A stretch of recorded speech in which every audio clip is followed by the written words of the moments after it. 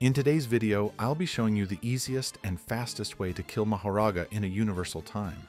Since this boss has released, most people have been struggling a lot. But a few days ago, a method was found to trap Mahoraga and kill him easily. So I'll go over how to do that, plus some other tips to help you, so let's get into it. While I make my way to Shibuya, I just wanted to say a lot of these clips were recorded at different times of the day, which is why you may see me with different abilities, or why you might see some random cuts in the video. And here we are. Mahoraga will spawn here every hour and 30 minutes. Now to do this method, we'll first have to attract Mahoraga's attention by attacking him. Then, bring him over to the subway station over here. You want to try to get him stuck in between the pillars here. So, just do what I do. Walk in between the pillars and he should follow you. You'll know you've done this right if he can't move or attack. This works because the subway station, where we're at right now, is right outside of Mahoraga's attack area, which is the same area where if a boss goes out of, they immediately walk back to their spawn point. This is the same case with Mahoraga, but the only difference is that he can't walk back because he's stuck. Now, if you get him stuck farther down the pillars, then he won't be able to attack at all. I managed to do that in this clip, but this is pretty rare and won't happen a lot, since it's actually pretty hard to do. Now, with whatever ability you're using, start attacking him. There are a few things I'd advise against doing, like first of all, getting too close to him.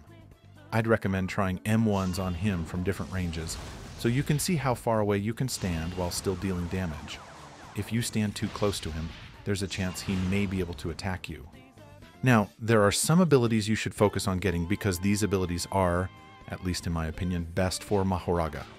This includes Reaper, the Shank Spec, Gojo, and Gear 5th.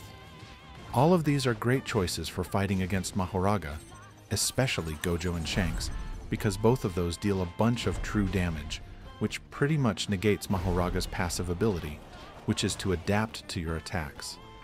If you're wondering how much true damage you deal, just look at your damage counter, and if you see a white number, just know that's true damage.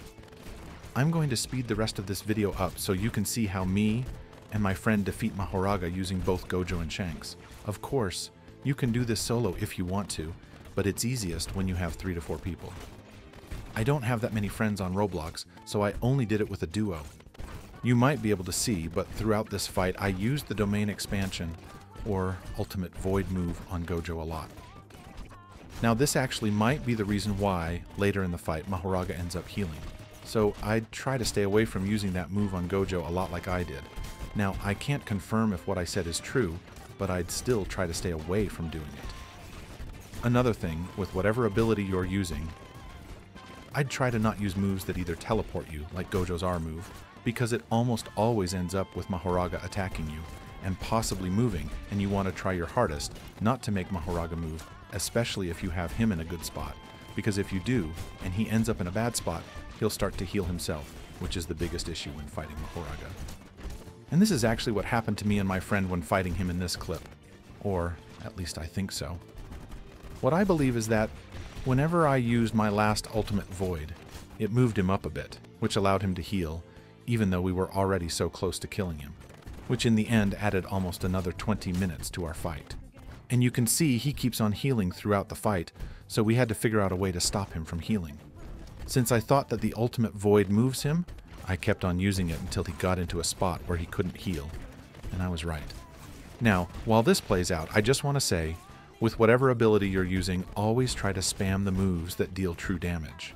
For Gojo, these moves are the T, B, and Y move, all with your 6 eyes on, so if you're using Gojo, make sure to press Q, and turn on your 6 eyes mode, since I believe it's better for boss fights in general. And another thing for you Gojo users, whenever you're using Ultimate Void, use as many moves as you can on Mahoraga. This is because he'll be stunned pretty much the entire time, so he won't be able to attack you, because either way, whenever you leave the Ultimate Void, all your moves will be on cooldown automatically. Anyways, now in the fight, you can see we got him to the perfect position, so we could attack him without having to worry about him healing. Now, this did take a bit of time, since he already healed twice before we got him here. Here's the end of the fight, and you can see us finally defeating him and getting our rewards. This strat makes killing Mahoraga a piece of cake, so I'd highly recommend doing it while you still can, because they'll most likely patch this in the future. And if you were wondering, this entire fight took us 25 minutes to do. But if you were to do this without having him heal once, it should easily take 10 minutes or less if you have more people. Anyways, if you enjoyed, a like and subscribe would be greatly appreciated, since we're so close to 10K subscribers. And if you have a question, leave it in the comments and I'll try my best to answer it. Anyways, see ya.